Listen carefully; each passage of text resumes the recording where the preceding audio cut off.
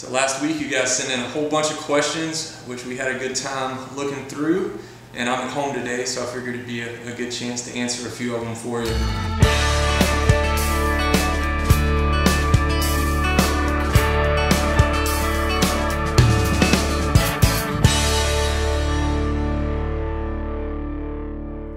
I'm new to the Baitcaster. I've only been using it for about a year and a half, and I've gotten pretty good with it now. So I prefer the Baitcaster because I can cast a little more precisely with it. Except when I'm worm fishing, I still like to use the spinning reel. So there's a place for both of them.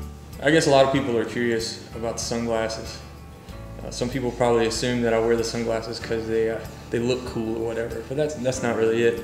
The truth is, I have a prosthetic eye. I'm half blind. When I was 11, I got hit with a rock, and I had to have a whole bunch of surgeries when I was a little kid. It kept me bedridden for about 3 months when I was 11.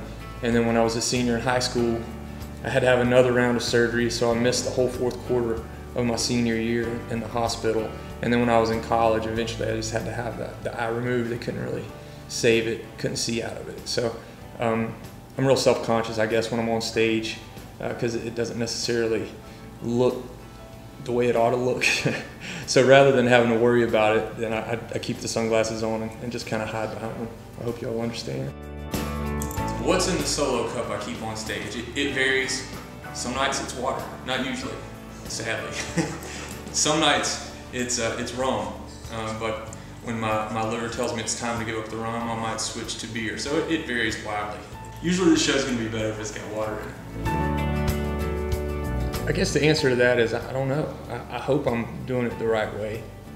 I try to make sure that when I'm home, I can be home and focus on spending quality time with the family and make the most out of it. I have found as the kids have gotten older that playing shorter runs, just 3 or 4 dates at a time, helps things out a lot. So I hope we're balancing it right, but you don't know those kind of things until later on in life. I wrote First Dance for a friend of mine's wedding, and I was asked to play at the reception. I couldn't think of any songs to play, so I wrote one. I had just gotten married within the year before that, so I just took a lot of the experiences and memories from my wedding and applied them to that song, and then played it at their reception, and it went over well, and now people play it at their receptions all over the country, so that's pretty cool. Is Ben gonna be on the new album? Yes, definitely. It's one of my favorite songs that I've written the past few years. I did a video journal of the song when I was out in Fort Worth. Heck, I guess it's been a year and a half, 2 years ago, and it got a great response. It's a very personal song to me about someone close to me and my family, and it had to go on the album. It had to go on there. When's the new album going to be out? That is the question.